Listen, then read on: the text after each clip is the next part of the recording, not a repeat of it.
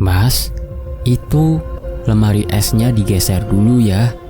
Di belakangnya pasti banyak sarang laba-laba sama debu yang menumpuk. Mumpung hari libur, kita bersihkan semuanya sampai tuntas. Suara lembut Via, istriku, memecah lamunanku pagi itu. Aku yang sedang memegang kain lap basah segera menoleh, tersenyum kecil melihatnya yang begitu bersemangat dengan sapu di tangan kanan dan kemoceng di tangan kiri. Rambutnya diikat kuda, peluh kecil membasahi pelipisnya.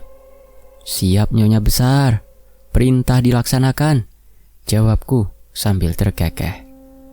Aku meletakkan lap di atas meja makan, lalu berjalan menuju sudut dapur tempat lemari es 2 pintu kami berdiri kokoh.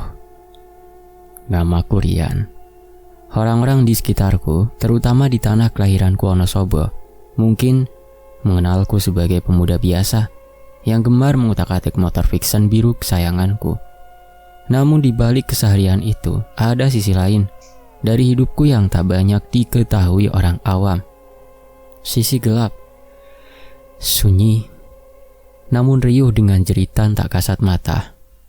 Sejak lahir, mataku dipaksa melihat apa yang seharusnya tak terlihat. Hijab antara duniaku dan dunia mereka begitu tipis, nyaris tak ada. Dan aku tak sendirian. Di sisiku, atau lebih tepatnya di dalam naunganku, ada Sinta. Dia bukan manusia. Dia adalah entitas jin tingkat tinggi. Sosok pendamping yang brutal, setia, dan posesif. Hubungan kami aneh. Dia tidak pernah memanggilku tuan selayaknya jin khodam pada umumnya. Bagi Sinta, aku adalah miliknya, temannya, kekasih astralnya. "Geser yang kuat Yan, jangan loyo." Sebuah suara mendesah halus tepat di telinga kiriku. Bukan suara Via, itu suara Sinta. Aku bisa merasakan hembusan nafas dingin es menyentuh tengkukku. Meski tak ada wujud fisik yang terlihat oleh mata Via. "Iya bawel," gumamku pelan, yang untungnya tidak didengar oleh Via karena suara gesekan kaki lemari es yang beradu dengan keramik lantai. Seret. Lemari es itu bergeser. Benar kata Via. Di baliknya, debu menggumpal tebal.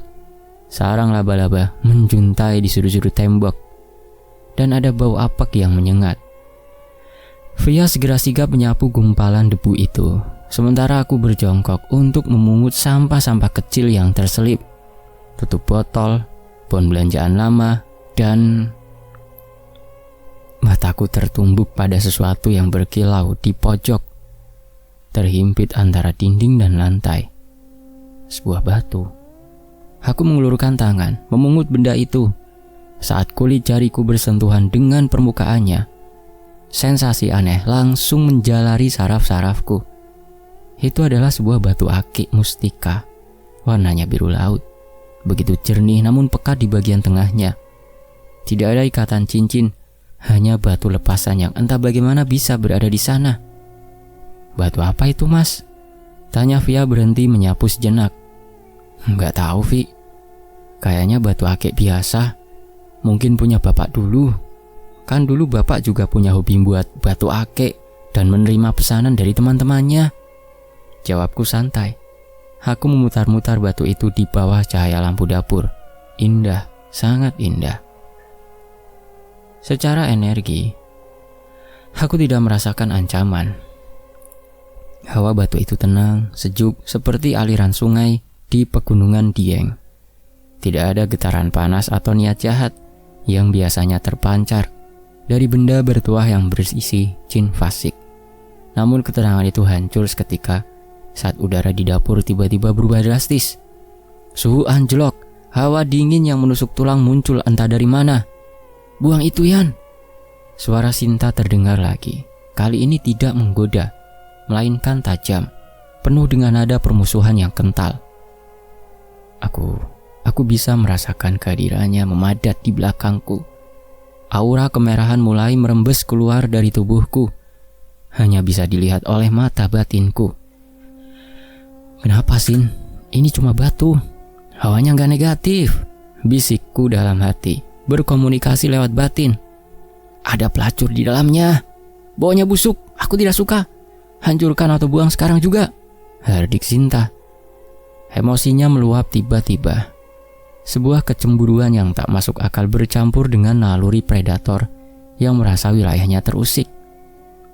Sebelum aku sempat menenangkan Sinta atau menjelaskan pada Via, batu di tanganku mulai bergetar. Bukan gerakan fisik, tapi getaran energi.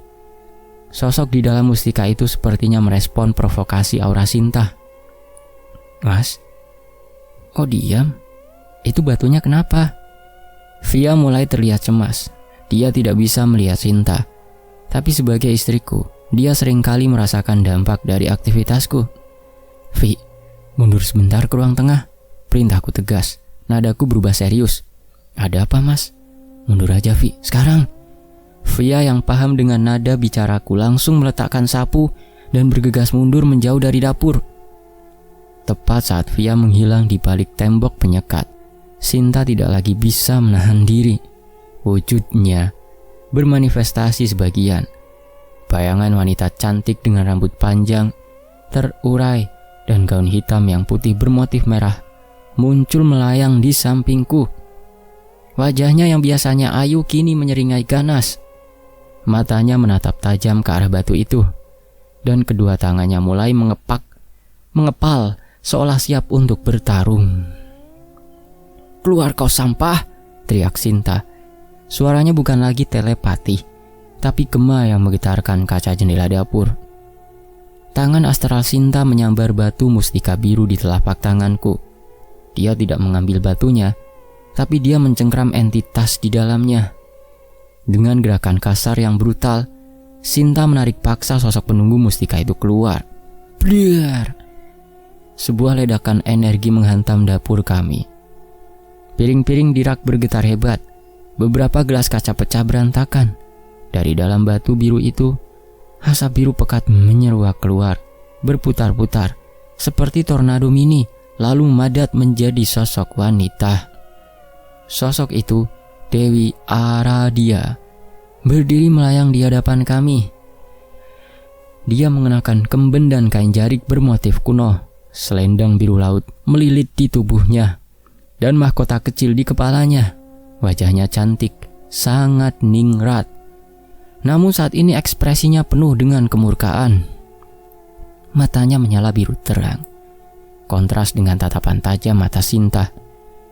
Dia baru saja dipaksa keluar dari rumahnya dengan cara yang sangat tidak sopan. Lancang sekali kau, makhluk rendahan. Suara Dewi Aradia terdengar berat dan bergema, seolah dia berbicara dari dalam goa bawah air. Ini wilayahku. Tuanku adalah milikku. Kau tidak pantas ada di sini, balas Sinta dengan jeritan melengking yang menyakitkan telinga. Tanpa aba-aba, neraka pecah di dapurku. Dewi Aradia mengibaskan selendangnya. Kain halus itu berubah menjadi keras laksana cambuk baja, menyabet ke arah leher Sinta. Sinta menangkis dengan tangan kosong. Tangannya mulai beradu dengan selendang gaib itu, memercikkan bunga api astral yang berwarna ungu dan biru. Terang! Bunyinya seperti besi menghantam besi. Gelombang kejutnya membuat meja makan terdorong mundur 1 meter. Sinta tidak tinggal diam. Dia menerjang maju, melupakan segala teknik pertahanan. Gaya bertarung Sinta selalu sama, brutal, liar, dan mematikan. Dia melompat ke arah Dewi Aradia, menghantam wajah ningrat itu dengan keganasan seorang putri yang mempertahankan tahtanya. Mati kau!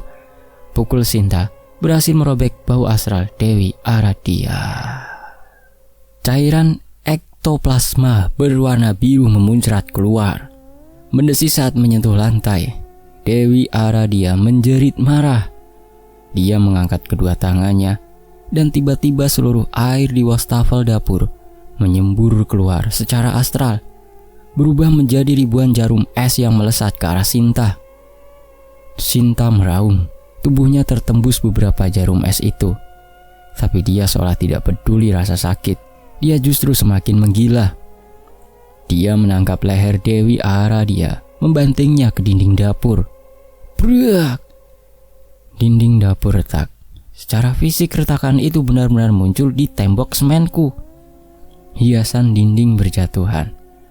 Aku berdiri mematung sejenak, berusaha membuat pagar gaib agar energi ini tidak menyebar. Tapi benturan energi mereka terlalu besar. Dua entitas tingkat tinggi sedang bertarung hidup dan mati di ruang sempit berukuran 3 kali 4 meter. Ini gila, chaos. Dewi Aradia yang terdesak di dinding tidak menyerah. Dari mulutnya keluar asap biru yang menyesakkan nafas, membuat pandanganku kabur. Dia menendang perut Sinta dengan kekuatan telekinesis, membuat Sinta terpental, menabrak lemari es secara astral. "Mas, tolong!" Suara lirih dari ruang tengah menyadarkanku. "Via?" Aku berlari ke ruang tengah dan mendapati istriku tergeletak di lantai. Wajahnya pucat pasi, nafasnya tersengal-sengal, tubuhnya kejang halus. Benturan energi antara Sinta dan Dewi Aradia menciptakan tekanan atmosfer gaib yang berefek pada sistem saraf manusia biasa. Via sedang mengalami dampak radiasi astral yang parah. "Cukup Sinta, berhenti!" teriakku sekuat tenaga.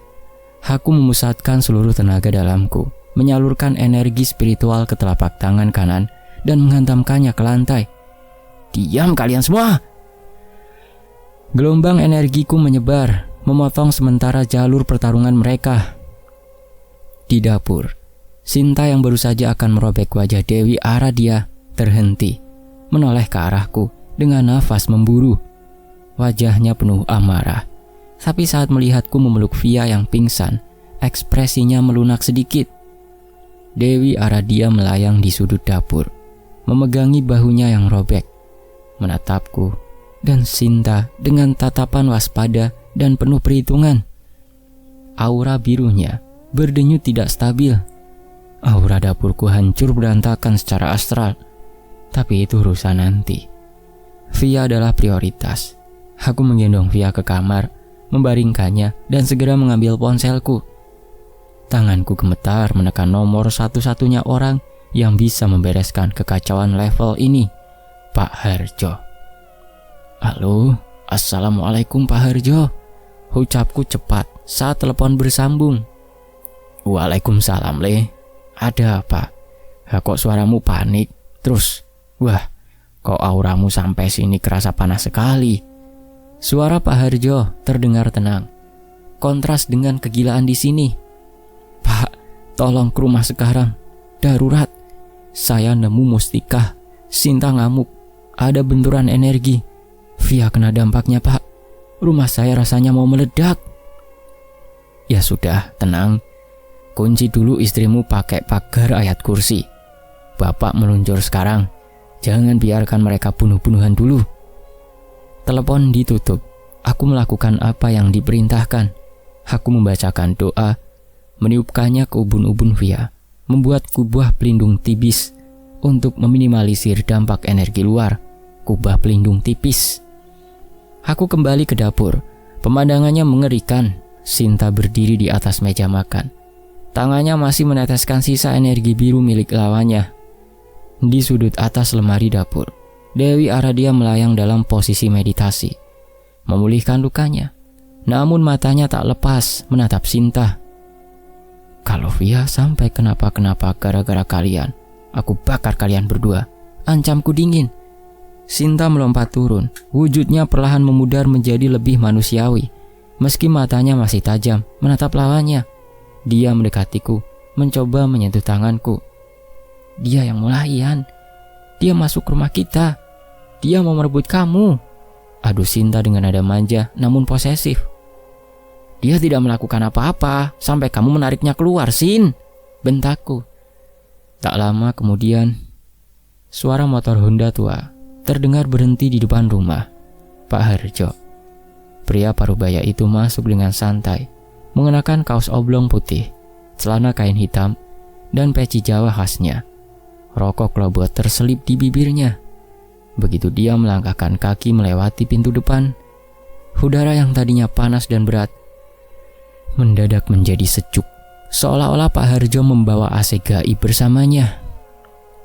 Waduh, kok ya jadi kapal pecah begini rumahmu, Rian?" kekeh Pak Harjo sambil melihat pecahan gelas di lantai. Dia berjalan lurus ke dapur, matanya langsung tertuju pada Dewi Aradia yang masih melayang waspada.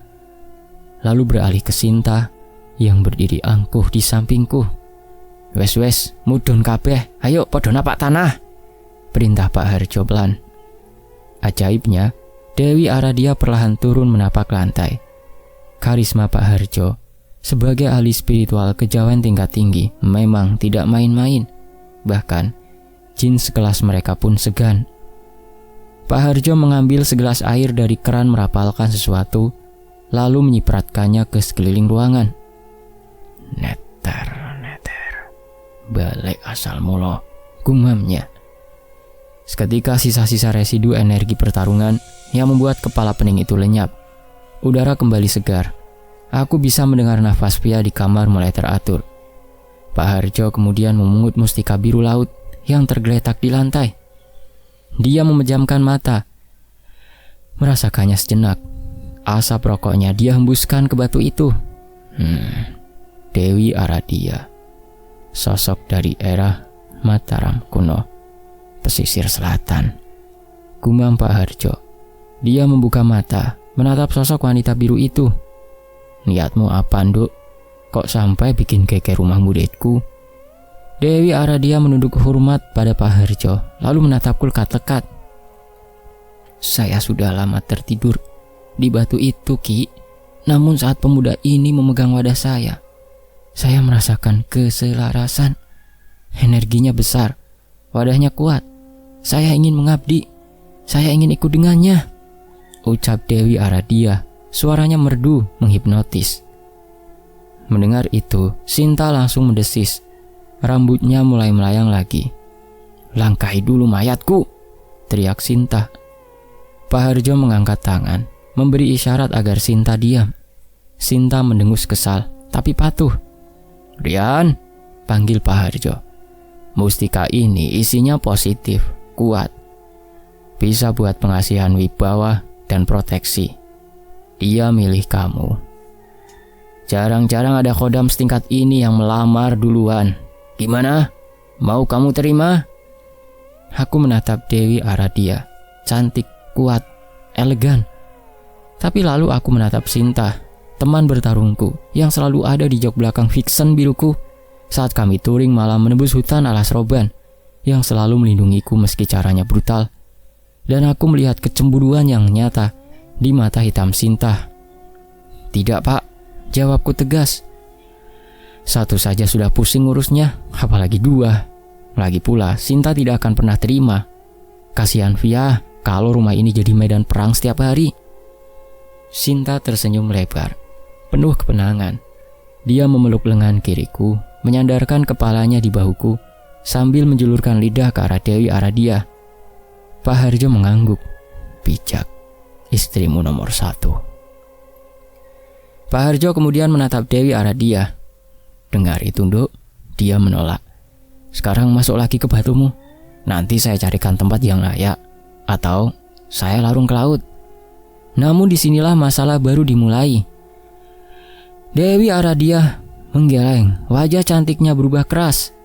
Aura birunya yang tadinya tenang, kini bergolak menjadi ombak pasang yang mengerikan. Tidak, saya sudah memilih. Jika saya tidak bisa memilikinya dengan cara baik-baik, maka saya akan menyingkirkan penghalangnya. Matanya menatap tajam ke arah Sinta. Niat membunuhnya begitu pekat hingga membuat bulu kuduku berdiri.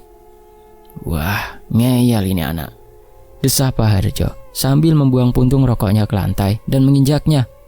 Rian, mundur, jaga pintu kamar istrimu. Pak, hati-hati, ucapku sambil mundur. Tapi peringatan itu terlambat. Sinta yang merasa ditantang tidak menunggu aba-aba Pak Harjo. Dasar pelacur keras kepala, Sinta meledak. Dia berubah wujud sepenuhnya ke bentuk tempurnya. Tubuhnya tampak lebih kuat. Pakaiannya berubah menjadi zirah pelang. Matanya menatap tajam dan gigi-giginya saling menggeretak karena emosi yang mulai memuncak. Rambutnya memanjang menjadi seolah menjadi hidup. Sinta menerjang Dewi Aradia. Kali ini Serangannya diniatkan untuk membunuh, memusnahkan eksistensi lawannya hingga tak bersisa. Dewi Aradia pun tak kalah mengerikan.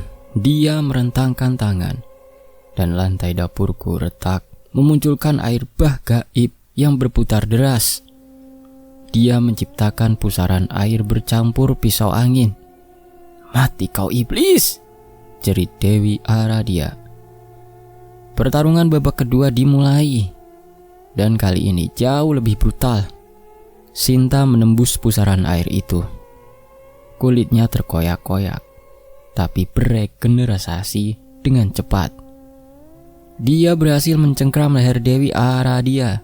Tangan Sinta yang satu lagi menghujam ke dada Dewi Aradia, berniat mencabut inti spiritualnya. Tras! Dada Dewi Aradia tembus, tapi bukannya mati. Dewi itu justru meledakkan energi dari lukanya, melemparkan Sinta ke langit-langit dapur hingga jebol. Plafon gipsum runtuh secara astral menimpa kami. Aduh, plafonku, rintihku dalam hati. Di tengah kekacauan itu, Pak Harjo mulai bergerak. Dia tidak panik. Dia justru terlihat kesal. Kesal karena Sinta bertarung terlalu barbar. "Sinta, jangan dibunuh. Dia makhluk Tuhan juga. Cukup dilumpuhkan," teriak Pak Harjo. Tapi Sinta sudah gelap mata. Dia bangkit dan mengambil aura-aura yang dapat menguatkannya. Mengambil energi alam untuk membantunya, lalu mengalirkan energinya kepada sesuatu di tangannya dan melemparkannya seperti tombak ke arah kepala Dewi Aradia. Jika itu kena, Dewi Aradia akan musnah selamanya. Pak Harjo mendecakkan lidah. Dia menghentakkan kaki kanannya ke lantai. Bumi! Seketika, ubin lantai di depan Dewi Aradia terangkat naik, membentuk dinding pelindung. Tombak kayu Sinta menghantam dinding lantai itu dan hancur berkeping-keping. Sinta menoleh ke Pak Harjo. Matanya menyala merah, marah. "Minggir tua bangka, biar aku habisi dia." Kurang ajar sama orang tua," hardik Pak Harjo. Situasi menjadi rumit. Pak Harjo kini harus melawan dua arah. Dia harus menetralkan Dewi Aradia yang mengamuk, sekaligus menghalau serangan mematikan Sinta yang ditujukan ke Dewi Aradia. Dewi Aradia memanfaatkan momen itu. Dia mengirimkan gelombang air bah astral yang sangat besar ke arah Pak Harjo dan Sinta. Dapurku rasanya seperti berada di tengah badai laut selatan, dingin, basah, dan mencekam. Pak Harjo merapalkan mantra cepat. Tangannya bergerak lincah, membentuk segel-segel tangan. "Ya Qawiyu ya Matin." Sebuah jaring cahaya emas muncul dari tangan Pak Harjo, menyelimuti tubuhnya. Air bah itu menabrak jaring cahaya dan pecah menjadi butiran-butiran cahaya kecil. Pak Harjo kemudian melompat, gerakan yang sangat lincah untuk pria usia 50-an. Dia menerjang ke arah Dewi Aradia. Tangan kanannya terbuka, telapaknya menghadap ke depan. Kunci. Telapak tangan Pak Harjo menempel di dahi Dewi Aradia. Zzz. Suara seperti listrik tegangan tinggi terdengar. Dewi Aradia menjerit, tubuhnya kaku. Aura birunya mulai tersedot, masuk kembali ke dalam dirinya, dipadatkan paksa oleh kekuatan Pak Harjo. Namun, di saat Dewi Aradia tak berdaya dikunci Pak Harjo, Sinta melihat peluang. Mati! Sinta melesat dari belakang Pak Harjo. Pukulan-pukulannya mengarah tepat ke jantung Dewi Aradia yang sedang terbuka lebar. Sinta tidak peduli jika dia harus menabrak Pak Harjo sekalipun. Aku berteriak, Sinta, jangan! Pak Harjo tanpa menoleh mengibaskan tangan kirinya ke belakang. Plak! Sebuah tamparan angin jarak jauh menghantam wajah Sinta dengan keras. Begitu kerasnya hingga Sinta terpental, berputar di udara dan menabrak dinding samping sampai menembus ke halaman tetangga. Dibilangi diam, bentak Pak Harjo. Sinta mengerang kesakitan di puing-puing tembok. Dia mencoba bangkit, tapi Pak Harjo menunjuknya dengan telunjuk kiri. Sirap! Tubuh Sinta lemas ketika jatuh terduduk. Dia hanya bisa menatap nanar. Nafasnya memburu, tak mampu lagi menggerakkan ototnya. Kembali ke Dewi Aradia. Pak Harjo meningkatkan tekanannya. Dia mengeluarkan sebuah kantong kain kecil dari sakunya dengan tangan kiri. Sementara tangan kanannya tetap menempel di dahi sang Dewi. Masuk. Pak Harjo menarik tangannya dan seolah ada tali gaib yang menarik. Sosok Dewi Aradia berputar, mengecil, memanjang, dan tersedot masuk ke dalam mustika biru laut yang kini sudah berada di tangan kiri Pak Harjo. Tidak, aku tidak mau, Rian. Jeritan terakhir Dewi Aradia menggema pilu sebelum akhirnya lenyap total. Batu itu berpendar terang sekali, lalu padam menjadi batu akik biasa yang dingin dan mati. Hening. Hanya suara nafas kami bertiga yang terdengar. Dan mungkin suara tetangga yang mulai kasak-kusuk di luar karena mendengar suara gaduh dari rumah kami. Pak Harjo menghela nafas panjang, mengusap keringat di dahinya. Dia mengambil rokok lagi dari saku, menyalakannya dengan santai, seolah baru saja selesai mencangkul di sawah, bukan menyegel entitas purba. Bandel betul kodam-kodam zaman sekarang, gerutunya. Pak Harjo berjalan menghampiri Sinta yang masih lemas di reruntuhan tembok astral. Dia menyentuh bau Sinta. Wes, ojo nesu. Bapak pukul tadi biar kamu gak jadi pembunuh. Kalau dia mati, karmanya kalian juga. Sinta membuang muka, tapi perlahan wujud mengerikannya menghilang. Kembali menjadi wanita cantik dengan gaun putih bermotif merah. Dia berdiri, tertatih berjalan ke arahku, lalu memelukku erat-erat sambil menangis. Sakit, Yan. Pak Harjo jahat, adunya. Aku mengelus rambutnya. Salah kamu sendiri, dibilangin ngeyel. Pak Harjo kemudian kembali ke dapur, memungut mustika biru itu. Dia menatapku serius. Rian, ini sudah Bapak netralkan. Sudah Bapak kunci mati. Dia tidak akan bisa keluar lagi kecuali dibuka kuncinya oleh ahli tingkat tinggi. Energinya sekarang murni, hanya sebagai aksesoris atau pegangan pasif. Pak Harjo menyodorkan batu itu padaku. Bapak kasih pilihan terakhir. Kamu mau simpan ini? Sayang lu, energinya bagus buat rezeki dan kewibawaan. Asal jangan dipakai buat macem-macem, dia aman. Atau kamu serahkan ke Bapak, biar Bapak yang urus. Mungkin dilarung atau disimpan di museum pusaka Bapak. Aku menatap batu biru itu. Warnanya masih indah, tapi ingatan tentang kekacauan barusan, Via yang pingsan, dapur yang hancur, dan kecemburuan Sinta yang nyaris mematikan, membuatku muak. Aku melihat wajah Sinta yang masih sembab, menatap batu itu dengan kebencian mendalam. Aku pun menggeleng mantap. Bawa saja, Pak, saya tidak butuh. Saya sudah punya cukup masalah dengan satu wanita ini, kataku sambil menepuk kepala Sinta. Lagi pula, saya lebih percaya fiction saya daripada batu akik. Pak Harjo tertawa terbahak-bahak. Jawaban cerdas. Yowes, Bapak bawa. Nanti Bapak bantuin menetralkan semua aura dan atmosfer di rumahmu, termasuk dapurmu, yo. Hitung-hitung mahar batu inilah. Ndak usah, Pak. Bapak selamatin nyawa Via saja. Saya sudah bersyukur banget. Galalah, santai waean. Pak Harjo memasukkan batu itu ke saku celananya. Malam itu berakhir dengan kami membereskan sisa-sisa residu pertarungan astral tadi. Sinta, meski masih kesal pada Pak Harjo, membantuku dengan menetralisir sebisanya. Via sadar sejam kemudian, bingung kenapa dapur kami seperti habis kena bom. Dan aku harus mengarang cerita tentang tabung gas yang seperti mau meledak, walau dia pasti tahu itu bohong. Dan begitulah kisah hari liburku yang seharusnya tenang. Tidak ada istirahat, yang ada hanya pertarungan antar dimensi, tembok jebol, dan drama kecemburuan jin perempuan.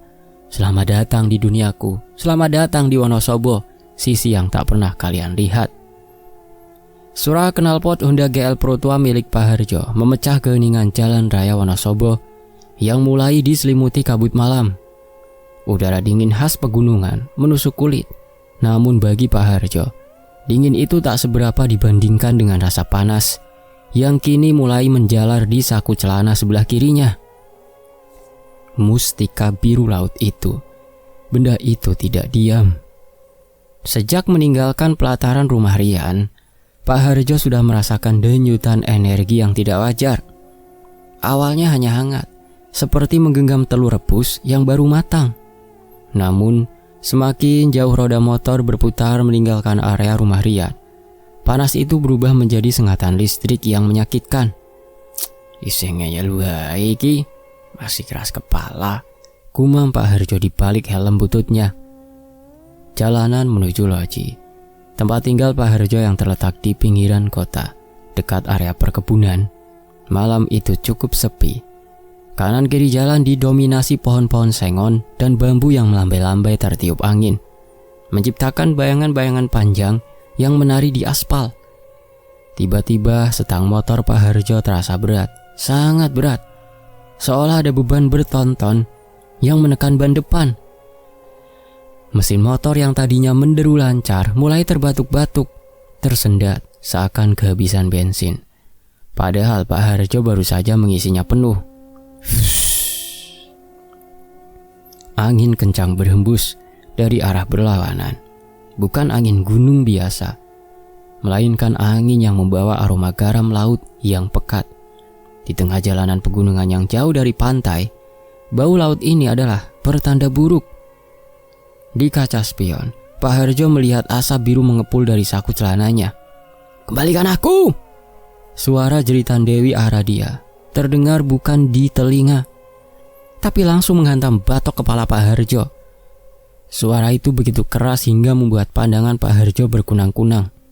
Motor oleng ke kiri, nyaris menabrak pembatas jalan yang di bawahnya menganga jurang perkebunan. Dengan ketenangan seorang veteran dunia spiritual, Pak Harjo tidak panik. Dia menekan rem tangan dan kaki secara bersamaan, menyeimbangkan tubuh, dan memaksa motor berhenti di bahu jalan yang agak lebar di bawah pohon beringin tua. Mau main kasar rupanya kamu, Duk," desis Pak Harjo sambil mematikan mesin. Belum sempat Pak Harjo menstandarkan motornya, saku celananya meledak. Bukan ledakan fisik yang merobek kain, tapi ledakan energi yang melempar mustika itu keluar. Batu biru itu melayang di udara, berputar-putar liar memancarkan cahaya biru menyilaukan yang menerangi gelapnya jalanan sepi itu. Dari dalam cahaya itu, sosok Dewi Aradia kembali bermanifestasi. Kali ini wujudnya tidak secantik saat di dapur Rian. Dia terlihat mengerikan. Wajahnya retak-retak, seperti porselen pecah. Rambutnya melayang tegak melawan gravitasi. Dan matanya bukan lagi biru jernih, melainkan putih total dengan air mata darah yang menetes. Dia murka, sangat murka, karena dipisahkan dari Rian, wadah yang menurutnya paling sempurna. "Kau tua bangka sialan. Kau pikir segel seperti itu bisa menahanku selamanya di jalanan ini?" teriak Dewi Aradia. Suaranya membuat dedaunan di pohon beringin rontok seketika. Pak Harjo turun dari motor, menepuk-nepuk jaket kulitnya yang berdebu. Dia menyalakan sebatang rokok kelobot dengan santai, meski di hadapannya berdiri entitas ratusan tahun yang siap membunuhnya. "Segel itu memang cuma sementara, Duk. Aku tahu kau kuat, tapi apa ya pantes. Putri Keraton Laut Selatan kelakuan kayak preman pasar begini. Malu sama gelar dewimu itu," sindir Pak Harjo tenang. "Diam!" Dewi Aradia menghentakkan kakinya ke aspal. Tanah bergetar. Aspal jalan retak memanjang menuju kaki Pak Harjo. Dari retakan itu, air berlumpur menyembur keluar, membentuk tangan-tangan raksasa yang mencoba mencengkeram kaki Pak Harjo. Pak Harjo melompat mundur dengan gesit. "Wah, sudah main fisik. Baiklah, ucap Pak Harjo. Dia membuang rokoknya yang baru dihisap 2 kali. Wajah jenakanya hilang, berganti dengan sorot mata tajam seorang guru besar. Tangan-tangan lumpur itu terus mengejar. Dewi Aradia melayang maju. Tangannya membentuk gerakan mencakar. Puluhan jarum air, kemampuan andalannya, terbentuk di udara siap menghujam Pak Harjo. Jika aku tidak bisa memiliki Rian, maka aku akan membunuhmu lalu kembali padanya. Kau tidak akan kembali kemana-mana, balas Pak Harjo dingin. Ketika ribuan jarum air itu melesat, Pak Harjo tidak menghindar. Dia merapalkan aji lembu sekilan tingkat tinggi. Sebuah perisai transparan menyelimuti tubuhnya. Jarum-jarum air itu berhenti tepat 10 cm dari kulit Pak Harjo, lalu jatuh menjadi butiran air biasa. Melihat serangannya gagal, Dewi Aradia semakin kalap. Dia memusatkan seluruh energinya untuk satu serangan besar. Tubuhnya bersinar terang, menyerap energi alam di sekitar. Suhu di jalanan itu turun drastis hingga nafas Pak Harjo mengeluarkan uap. Dia berniat membekukan darah Pak Harjo. Pak Harjo sadar jika dibiarkan, entitas ini akan membahayakan pengguna jalan lain jika ada yang lewat. Dan lebih parah lagi, energi liar ini bisa mengundang makhluk astral lain di hutan sekitar untuk ikut berpesta. Maaf Yonduk, terpaksa bapak potong sayapmu, gumam Pak Harjo. Pak Harjo merogoh saku jaket bagian dalam, mengeluarkan sebuah keris kecil seukuran telapak tangan. Keris semar mesem yang sudah diisi dengan energi rajahan langit. Pak Harjo tidak menyerang fisik Dewi Aradia. Dia justru duduk bersila di tengah jalan aspal, meletakkan keris itu di depannya dan memejamkan mata. Mulutnya komat kamit merapalkan mantra Punggel Sukmo. Mantra ini sangat berbahaya dan jarang digunakan. Tujuannya bukan untuk membunuh jin, tapi untuk memotong jalur energi intinya. Seperti memutus kabel busi pada motor. Mesinnya ada, tapi tak bisa lari kencang. Asyhadu alla ilaha illallah. Pak Harjo memulai dengan syahadat, lalu disambung dengan bahasa Jawa Kawi kuno yang berirama berat. Dewi Aradia merasakan bahaya. Dia berteriak, mengirimkan gelombang kejut ke arah Pak Harjo. Tapi Pak Harjo bergeming. Dia seperti batu karang di tengah badai. Jangan! Jerit Dewi Aradia saat dia merasakan intinya ditarik paksa. Pak Harjo membuka mata. Matanya menyala kuning keemasan sesaat. Dia menghunus keris kecil itu dan menggoreskannya ke udara secara horizontal, lalu vertikal. Gerakan menyilang. Punggel! Suara seperti guntur terdengar tepat di atas kepala Dewi Aradia. Sosok wanita itu tersentak hebat, seolah ada rantai gaib yang putus di dalam tubuhnya. Cahaya birunya yang terang benderang tiba-tiba meredup drastis. Tubuhnya yang melayang tinggi jatuh terhempas ke aspal. Kemampuan manipulasi airnya lenyap. Jarum-jarum es mencair. Tangan-tangan lumpur kembali menjadi tanah becek. Dewi Aradia mencoba bangkit, mencoba memanggil badai lagi, tapi yang keluar dari tangannya hanya percikan air kecil seperti cipratan gerimis. Wajahnya panik. Dia menatap tangannya dengan horor. Apa yang kau lakukan padaku? Kekuatanku, kemana kekuatanku? Lirihnya. Suaranya kini tak lagi menggema, tapi terdengar lemah dan manusiawi. Pak Harjo berdiri, memasukkan kembali kerisnya. Dia berjalan mendekati Dewi Aradia yang terkapar lemah di aspal. Kekuatanmu terlalu besar untuk egomu yang labil, kata Pak Harjo tegas, berdiri menjulang di atasnya. Saya sudah memutus 3 simpul energimu. Kemampuanmu memanggil badai, membekukan air, dan mempengaruhi pikiran manusia. Semua sudah saya kunci mati, hilang, musnah. Dewi Aradia menangis, bukan air mata darah lagi, tapi air mata bening. Rasa kehilangan kekuatan bagi bangsa jin adalah sebuah kehinaan yang luar biasa. Dia merasa telanjang dan tak berdaya. Kau kejam, isaknya. Pak Harjo menghela nafas, jongkok di depannya. Nadanya melembut. Bukan kejam, Duk, Ini namanya pendidikan. Kalau kamu dibiarkan begitu, kamu bakal jadi banaspati air yang memangsa orang. Ujung-ujungnya kamu bakal dimusnahkan sama kiai atau orang pintar lain yang lebih galak dari saya loh. Saya ini masih baik, cuma melumpuhkan, bukan membunuh. Pak Harjo memungut mustika biru yang tergeletak tak jauh dari situ. Batu itu kini warnanya agak pudar, tidak sebiru sebelumnya. Sekarang dengar, ucap Pak Harjo sambil memegang batu itu di depan wajah Dewi Aradia. Kamu boleh ikut saya. Kamu boleh tinggal di mustika ini, tapi ada syarat mutlak, kata Pak Harjo. Dewi Aradia mendongak, menatap Pak Harjo dengan campuran rasa takut dan benci. Akan tetapi tak punya pilihan lain. Saya tidak akan menyegelmu mati di dalam batu ini seperti di penjara. Itu menyiksa.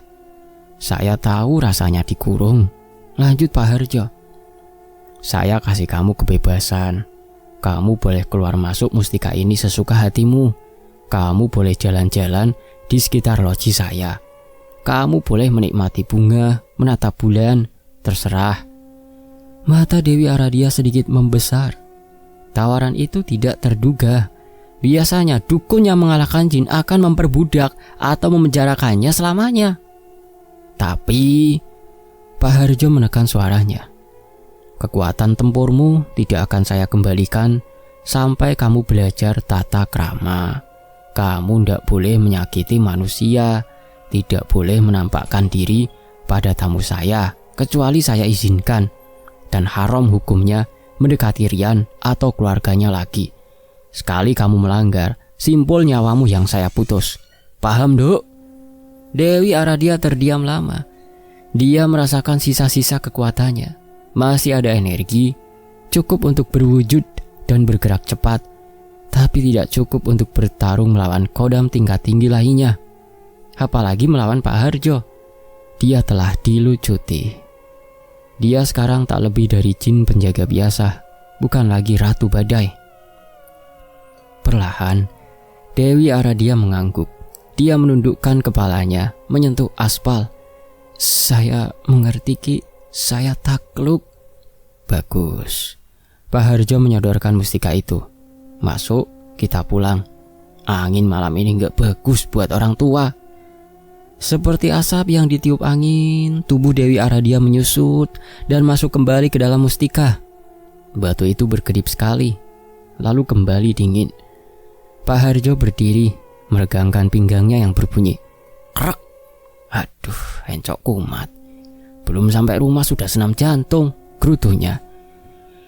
Dia kembali menaiki motornya. Kali ini mesin menyala dengan sekali selah.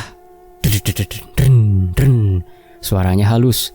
Lampu depan menyorot jalanan yang kembali sunyi. Tidak ada lagi beban berat di setang. Perjalanan sisa menuju loji berlangsung tenang. Namun atmosfer di sekitar saku celana Pak Harjo terasa berbeda. Ada rasa sedih, duka, dan kepasrahan yang memancar dari batu itu. Dewi Aradia sedang berduka atas hilangnya kejayaannya. Setibanya di loji, Pak Harjo tidak langsung masuk kamar. Dia pergi ke ruang pusaka di bagian belakang rumah ruangan itu. Ruangan itu penuh dengan keris, tombak, dan berbagai batu akik. Wangi dupa dan melati menguar kuat. Pak Harjo mengambil sebuah kotak kayu jati kecil yang dialasi kain beludru kuning. Dia meletakkan mustika biru itu di sana, bukan di lemari kaca yang terkunci, tapi di atas meja altar kecil, di samping sebuah wadah berisi air kembang setaman. Keluarlah, kalau mau cari angin, Duk. Di sini aman. Temanmu banyak, tapi jangan berantem yo, ucap Pak Harjo pada kotak itu. Seberkas asap biru tipis keluar dari batu, membentuk wujud Dewi Aradia berukuran mini, seukuran boneka, duduk di pinggir kotak kayu. Dia memandang Pak Harjo dengan tatapan yang sulit diartikan. Campuran antara dendam yang mulai pudar dan rasa hormat yang terpaksa tumbuh. Dia tidak bicara, hanya mengangguk pelan, lalu menatap air kembang setaman dengan tatapan kosong. Pak Harjo tersenyum tipis. lalu berbalik meninggalkan ruangan, menutup pintu kayu jati itu perlahan. Tugasnya malam ini selesai. Rian aman, Via aman, dan satu lagi makhluk Tuhan yang tersesat berhasil dia amankan, meski dengan cara yang sedikit brutal. Di Wonosobo, di balik kabut tebal dan dinginnya malam, keseimbangan antara dua dunia kembali terjaga. Setidaknya untuk saat ini. 2 hari kemudian, bau semen, cat tembok baru, dan kopi kental mengepul di udara, mencoba mengusir sisa-sisa aroma ozon dan ektoplasma yang masih menempel di sudut-sudut dapurku. Rumah kami masih dalam proses pemulihan. Syukurlah, Pak Harjo benar-benar menepati janjinya untuk membantuku membersihkan sisa-sisa residu astral yang ada. Tenaga dalam yang cukup untuk membersihkan seluruh residu astral yang ada di rumah ini, bahkan dengan tenaga dalam yang sangat besar dari Pak Harjo. Sudah beres, Mas, kata Via menyeka keringat di dahinya setelah meletakkan kembali hiasan dinding kecil yang selamat dari pertempuran Sinta dan Dewi Aradia. Via memang pulih total secara fisik, tetapi secara batin, benturan energi itu meninggalkan bekas. Dia jadi lebih sensitif terhadap suara keras, lebih mudah kaget, dan seringkali terbangun di tengah malam dengan rasa cemas. Aku mendekat, memeluknya dari belakang. Aku tahu, menjadi istriku adalah beban berat. Dia tidak pernah memintanya, tapi dia harus menanggung dampak dari anugerah sekaligus kutukanku ini. Maaf, Vi, bisikku di rambutnya. Bukan salahmu, Mas. Itu resiko dari pekerjaanmu, jawab Via, menyandarkan kepalanya ke dadaku. Dia tahu betul bahwa takdirku sudah terjalin dengan dunia gaib sejak aku lahir. Dia menerimanya, walau harus membayar mahal dengan ketenangan batinnya. Mulai sekarang, kalau ada barang aneh lagi, jangan dipegang sendirian. Langsung panggil Pak Harjo. Ia berpesan. Siap, Nyonya Besar, jawabku sambil mencium puncak kepalanya. Via kemudian beranjak untuk menyiapkan makan siang, meninggalkan aku sendirian di dapur yang kini kembali bersih dan sepi. Namun, kesepian itu semu. Aku tahu ada sepasang mata tajam yang mengawasiku dari sudut pandang tak kasat mata. Sinta. Aku memejamkan mata dan memanggilnya lewat batin. Senang? Tawa halus Sinta terdengar di benakku. Tawa kemenangan yang angkuh. Tentu saja. Tidak ada yang boleh mengambilmu dariku, Yan. Tidak akan pernah. Jawabnya. Dia tidak pernah menampakkan diri. Dia tidak akan menampakkan diri. Tapi aku bisa merasakan hawa tubuhnya yang hangat dan dingin secara bersamaan, memeluk tubuhku dari belakang, seperti bayangan yang tidak terpisahkan. Kamu berlebihan, Sin. Dewi Aradia tidak berniat jahat kok, cuma butuh wadah, ujarku sedikit menggodanya. Semua yang menginginkanmu adalah niat jahat, kecuali aku. Aku menjagamu. Dia mau menguasaimu. Ada perbedaan besar di sana, balas Sinta, nadanya kembali tajam. Aku tidak membantah. Bagi Sinta, cinta adalah kepemilikan mutlak, dan dia tidak akan pernah berbagi, apalagi dengan entitas kuat Dewi Aradia. Pak Harjo datang tepat waktu menyelamatkan Via dan menyelamatkan Dewi Aradia dari kematian brutal di tangan Sinta.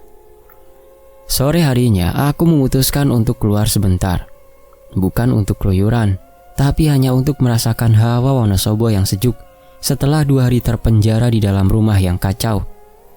Aku mengeluarkan Civic Sen biru dari garasi. Mesin menderu, knalpot memuntahkan asap tipis. Suara khas ngebelarnya seolah mencuci telingaku dari jeritan-jeritan astral beberapa hari lalu. Aku duduk di jok, menyalakan lampu, dan merasakan jok belakang segera ditekan oleh beban tak kasat mata.